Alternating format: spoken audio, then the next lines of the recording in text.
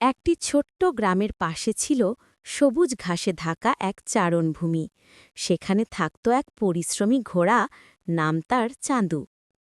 চাঁদু প্রতিদিন ভোরে উঠে মাঠে ঘাস কাটত, নিজের গোয়াল পরিষ্কার করত আর মালিকের জন্য কাজ করত মন দিয়ে। সে ভাবত, পরিশ্রমী সুখের চাবিকাঠি।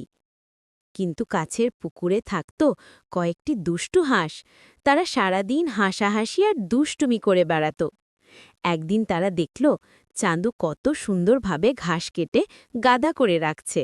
তারা হাসতে হাসতে বলল, এই ঘাস তো দেখতে বেশ নরম, চলো একটু মজা করা যাক।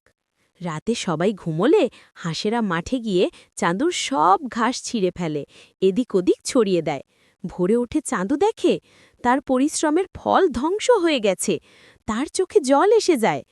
আমি তো কাউকে কষ্ট দিইনি, তবু কেন এমন করলে তারা? সে নিরুপায় হয়ে গ্রাম পুলিশের কাছে যায়। পুলিশ কাকু সব কথা শুনে বলেন, চলো আমরা দেখি কে এমন দুষ্টুমি করছে। পরের রাতে পুলিশ কাকু লুকিয়ে থাকেন। যেই হাঁসেরা আসে তিনি টর্চ জ্বালিয়ে বলেন, এই থামো, ফসল নষ্ট করা অপরাধ। হাঁসেরা ভয় পেয়ে পালাতে চায়, কিন্তু ধরা পড়ে যায়। পরে তাদের পুকুরে শাস্তি হিসেবে 1 সপ্তাহ পরিষ্কার পরিচ্ছন্নতার কাজ করতে হয়। এরপর থেকে হাঁসেরা আর কখনও চাঁদুর ক্ষতি করেনি, বরং সকালে তারা এসে চাঁদুকে বলতো, তুমি সত্যিই পরিশ্রমী, আমাদেরও শেখাও কেমন করে কাজ করতে হয়। চাঁদু হেসে বলল, যে পরিশ্রমকে ভালোবাসে তার জীবনেই সুখ থাকে।